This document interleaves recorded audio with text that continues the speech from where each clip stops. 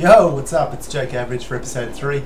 This week I'll be doing something completely different. I'm going to do an abridged or an abbreviated version of my gameplay, only so I can speed up all the boring bits and just show you all the critical plays and crucial movements that I made to win this game, even with my average mechanical skills. Drop me a line in the comment section if there is anyone at all watching, just to give me a little bit of feedback if you liked it or you hated it and actually think less of me as a person because of it. So I start this game by hot dropping on cargo. I love cargo because it's got great loot. It's got an almost guaranteed supply drop under the buoys, which I just checked one just then. This game unfortunately was very, very quiet. The only person I saw in cargo landed on the same crane as me and fell to his death before I even put a shot on him.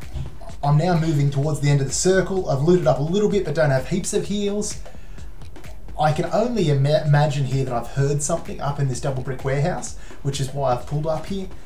You can see my positioning though. I've pulled up behind the cover, behind the rock.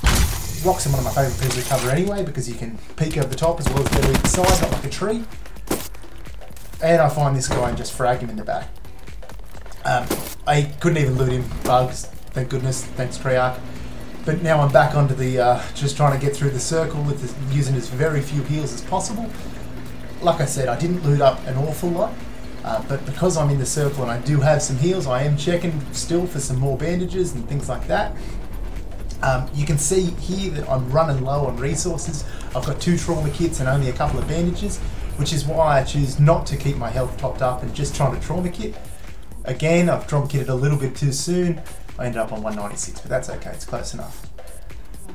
Here, this is just purely a sound kill. I hear this guy running.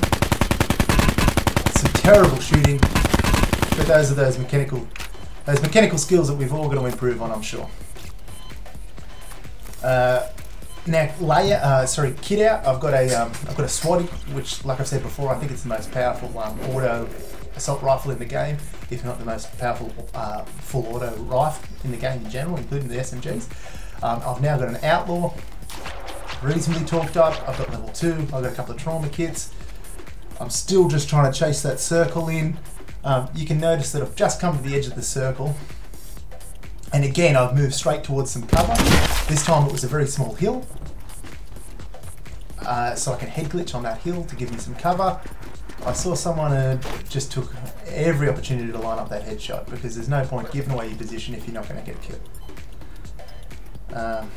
Now you'll see another guy here and it's a very similar situation. If I take my time here, I don't want to give away my position and just wound him for him to heal up and repair his armour.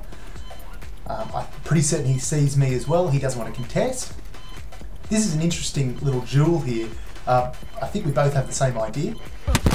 As soon as I see that he's lined up on me, I pull out of that shot.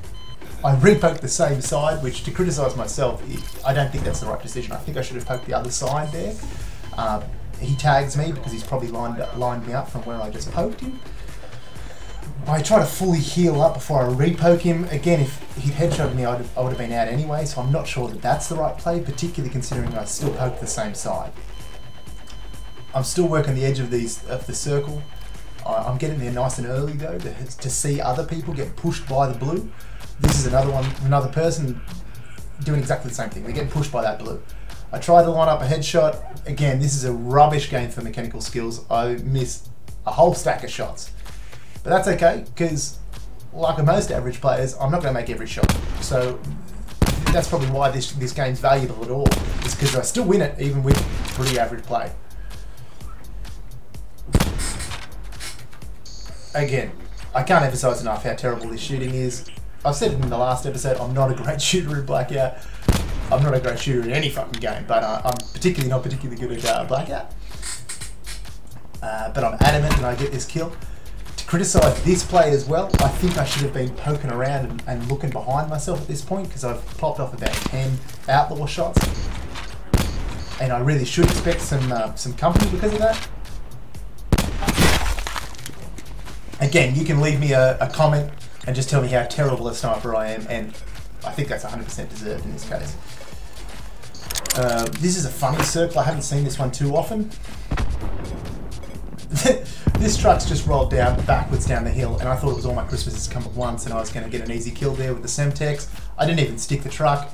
and there's no one in the truck, and that's when I realised it was about that moment.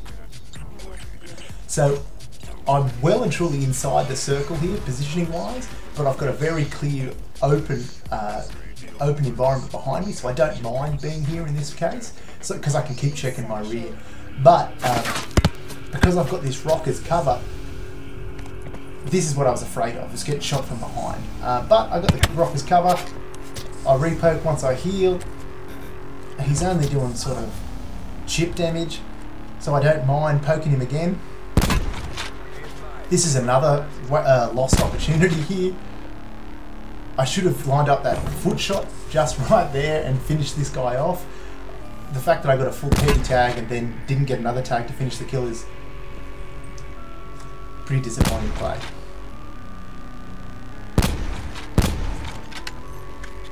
I mean, the only way to get better is to continue practicing these shots, which is why I don't mind popping off on this guy. I'm now trying to make my way to the supply drop that we saw drop a little bit earlier. I'm doing it just as the blue's about to move in, because I think that's the least chance that it'll be most occupied, which is why I move now. As we can see in a minute, I'm not the only one who thought that way.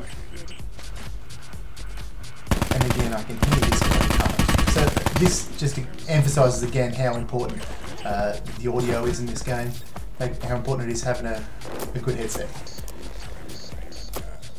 So I should have spent a little bit more time looting that guy up, because I don't even have enough heals to get to full health, which is why I have to play so conservatively right here. Now there's only 5 guys left. I'm in a level 3, so I'm not feeling too bad, as long as I can get one more kill and get some healing items. Again, to criticise that play, I should have Semtexed towards the cover, which is that tree that he moved towards. Turns out there was another guy that ended up shooting him and killing him from that position as well, but I should have thrown the Semtex there to limit his movement that way, which would have made him stay in the open and I would have got that kill. Not to worry though, because I ended up being able to loot his corpse and taking all his healing items. At this point, I'm in a level 3, I've got all full heals, I've got a Swatty, which is super strong, and an Outlaw, and I think that I've just spotted the last guy. I'm moving towards the crest of this hill to continue the head glitch, give me a little bit more cover. We can see a corpse, so we can assume that there's someone still there, which is why I throw that random nade.